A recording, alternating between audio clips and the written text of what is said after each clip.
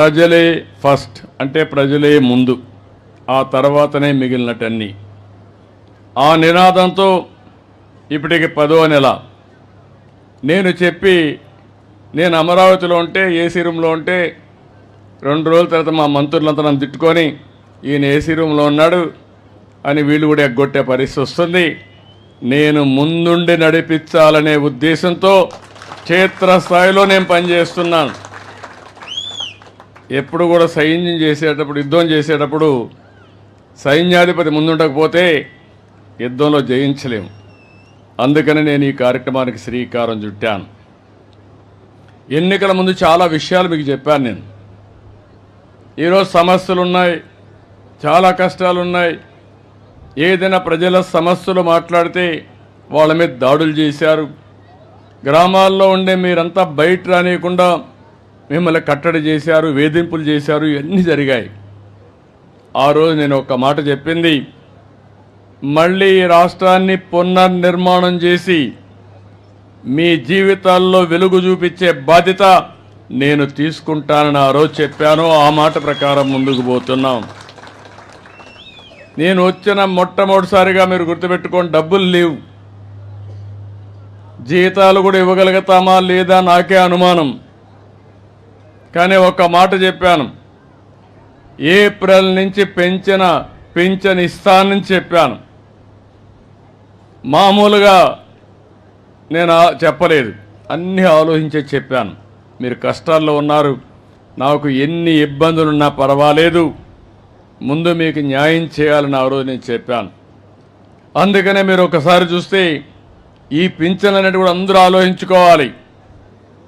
వచ్చిన 63 లక్షల మందికి పింఛన్లు వస్తున్నాయి.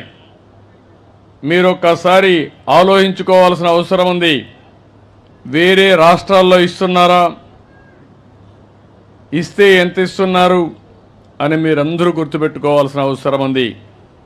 పింఛన్ ప్రారంభించింది ఎన్టీ రామారావు గారు 35 రూపాయలు, దాంతో ప్రారంభమైంది. నేను వస్తానే దాన్ని 70 చేశాను.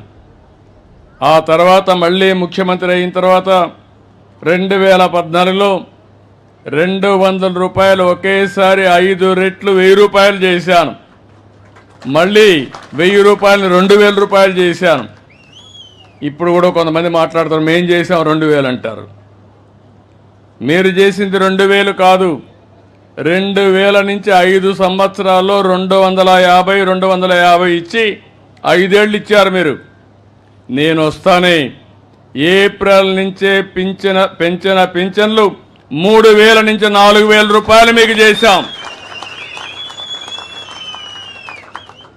ఒక కుటుంబాలు నేను చూశాను, ఇప్పుడే 2 కుటుంబాల దగ్గరికి వెళ్ళాను. ఆ 2 కుటుంబాలు కూడా ఈయన ఎల్లావుల వెంకటేశ్వరరావు, ఆడబిడ్డ పెళ్లి చేశాడు. ఎవరో కాదు, భార్య తమ్ముడో. పెళ్లి చేసి పిల్లలు పుట్టిన తర్వాత ఒక అమ్మాయి మానసికంగా సమస్య వచ్చింది. ఇంకొక అమ్మాయి పుట్టిన తర్వాత వదిలేసి వెళ్ళిపోయాడు. ఎక్కడ పోయాడో తెలియదు. ఆయన దారి ఆయన చూసుకున్నాడు. ఆ తండ్రి కుటుంబ బాధ్యత తీసుకున్నాడు, ఈయన తీసుకున్నాడు. ఇప్పుడు ఆ అమ్మాయిని చూసుకోవాలి, వీళ్ళు కూలి పని చేసుకోవాలి, మళ్ళీ వీళ్ళు జీవనోపాధి కలపాలి. అందుకే నేను ఆలోచించింది, ఒకప్పుడు 5 రూపాయలు ఇచ్చేవాడిని దివ్యాంగులకి, అది 3000 చేశాను, మళ్ళా పెంచలేదు. నేను వస్తానే అది 6000 రూపాయలు చేశాను అందరికీ. ఇలాంటి పిల్లలకి, మతి స్థిమితం లేని పిల్లలకి, నడవలేని మంచానికే పరిమితమైన వ్యక్తులకి 15,000 రూపాయలు చేశానంటే అది మానవత. ఒకేసారి 5 రెట్లు పెంచాను. ఇప్పుడు ఆ కుటుంబం ఆ డబ్బులతో జీవించే పరిస్థితికి వచ్చారు.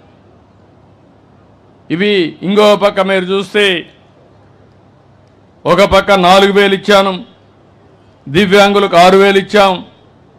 కొంతమంది డయాలసిస్ చేసుకోవడం, కిడ్నీ సమస్యలు రావడం, కొంతమంది చాలా ఇబ్బందుల్లో లెప్రసీ పేషెంట్లు ఉండడం ఇవన్నీ వచ్చాయి.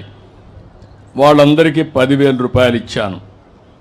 ఇవన్నీ ఇచ్చి ఈ రాష్ట్రంలో మీరు ఒకసారి చూస్తే దగ్గర దగ్గర 2.5 కుటుంబాలకు ఒక వ్యక్తికి పింఛన్ ఇస్తున్నాం. 1,50,00,000